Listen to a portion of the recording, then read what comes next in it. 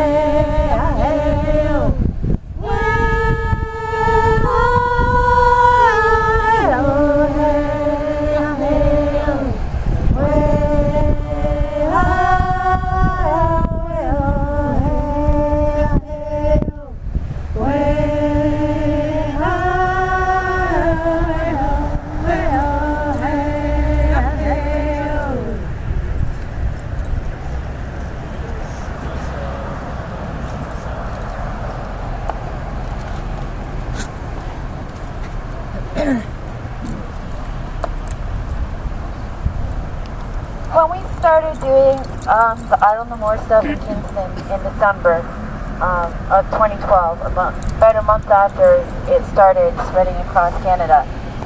One of the things that we all talked about was what sort of actions were we able to take. Because there was a lot of people in our community who, as a First Nations community, a lot of us had probation, a lot of us had parole. There was guys in jail, some of the guys were just out of jail. And we were wondering, what can we actually do? How are we going to make any stance with all these fears and these records over our heads and our families always in jeopardy, even when we aren't doing any of this? And there was lots of things we wanted to do, but we stuck with what our brothers and sisters were doing elsewhere. And we sang, and we spoke, and we stood, and we raised flags, and not just the ones we carry here to the rallies and stuff, but we raised flags in City Park. And we just keep hoping that it's going to be enough. That it will be enough for the rest of Canada to see us. And it will be enough for the rest of Canada to hear us and to want to know more. And in all the struggles that we have, that we keep bringing up at different Idle No More events, we realize that a lot of our struggles, the rest of Canada also struggles with too, just on a smaller scale. And so in the underlining message for us is always that decolonization needs to happen in this country. And if we decolonize this country, we can learn to work on a nation-to-nation basis. And if our people are no longer targeted at a higher rate than everybody else through all the various ways of institutionalization in Canada, it will help all the rest of Canadians too, because when our rights are taken and when our people fall, those of you around us often fall too. At this point, 60% of our people are living off reserve and are living in communities with you, like most of us who are here do today. And those people around us, they become targets as well, especially with a lot of us living in the lower income neighborhoods and all our neighbors. They then struggle through the same thing with us. And so we really firmly believe that decolonization won't just help our people, it will help all the people in this country.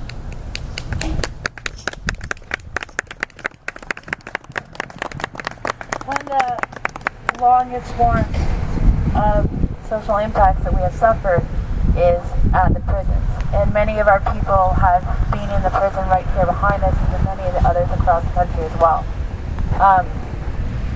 Many have been in here for crimes. Many have been in here for crimes of poverty that wouldn't be an issue if there wasn't always an underclass for colonialism to step up on and grow bigger. And some of us are in here for political reasons as well. In fact, in 1990, after the Oka crisis, those men, they came down here. After they went through detention and everything, they came down here to this prison right here behind us.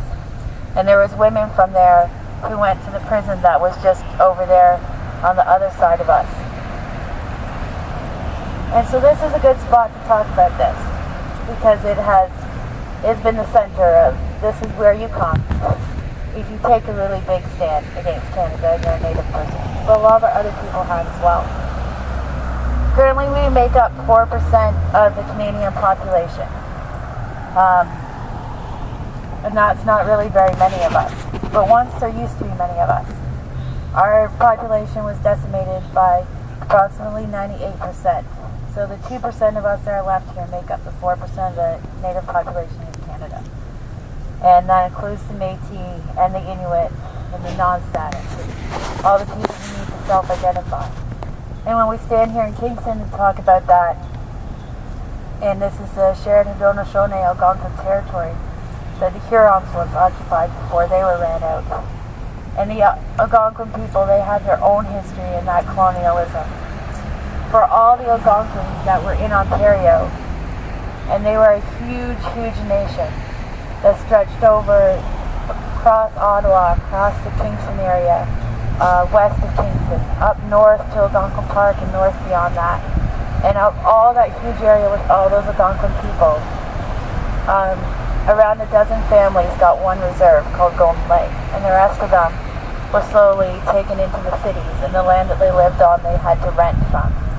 And so a lot of them ended up in the urban areas and in the poor areas, and they were also targeted in a different way and ended up equally in those institutions. And of that 4%, we make up 25% of the population in Canada's prisons and jails. And that is a gross misrepresentation. And it can't be by accident. And it can't just be because the social impacts have pulled us down that far. It can only be from targeting. It can only be as the laws of this land created and formed and targeted to lock up the people that the Canadian government didn't want around. And in that fell all the other people that the Canadian government doesn't want around, because a lot of those laws, they specifically target crimes of poverty. And when you look at the Safe Streets Act that came in on Prisoner Justice Day of August 10, 2012, that was the day Harper decided it would take action. And on that day last year, when all the prisoners across Canada were fasting for the day in honor of this day, Harper brought in a new set of laws to target all these groups even further. Even though violent crime is down, there's ways to lock us up despite that. And a lot of us who do end up inside these prisons end up in there from the other impacts. At one time, most of the Native guys in the prison system were part of the residential school system. Currently, 60% of the Native guys in the Canadian prison and jail system are part of the 60s scoop, and it came afterwards. And they were the children who were taken from their parents because their parents were Native. And they were placed in non-Native homes for the purpose of assimilation. And the Children's Aid Societies in Canada kept that as policy until 1985. The policy is gone, but at this point the practice is still in process, and the same amount of our children, on a scale of 80%, are taken from their homes. And these children, they grow up and they are institutionalized because they're part of that institution from the time that they're infants, from the time they're small children, the time they're teenagers. And it continues, and then they end up in these institutions. And so we're here to recognize that today, and how it hurts our populations, how it hurts our population from knowing how we can stand up for ourselves, and how it hurts our population because our families are incomplete because there's people inside. And how it hurts our population because there's less voices to join us out here, with such a large percentage of our people are inside or dealing with the tail end of that situation. And so that's why we came here, and that's again why we asked that if we could all join together. And this flag that I'm holding, that people first started recognizing in the 1990s and called it the warrior flag. And the warriors do carry this flag, but it's the unity flag. This flag is about unity, and that's what warriors are out there for. Warriors are standing up so that we can all join together in unity and unify as a people and unify on this land.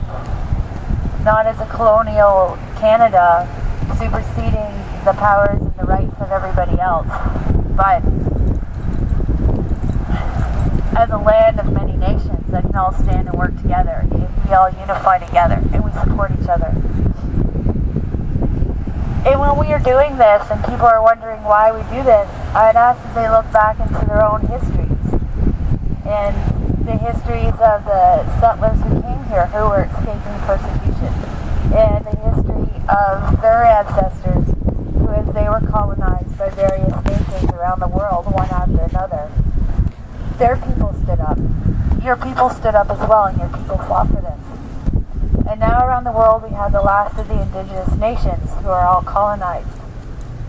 And they're all slowly starting to stand up in many nations around the world, and also throughout Turtle Island. And if you would recognize in what we are doing, what your ancestors have done and what your ancestors felt was right and was important, then we would hope you would see how this could be the one great last battle across this planet, when everybody stands with the remaining Indigenous nations and realizes that we can finish decolonizing this world. And we won't be targeting all these groups. We won't have institutions to hold them and warehouse them.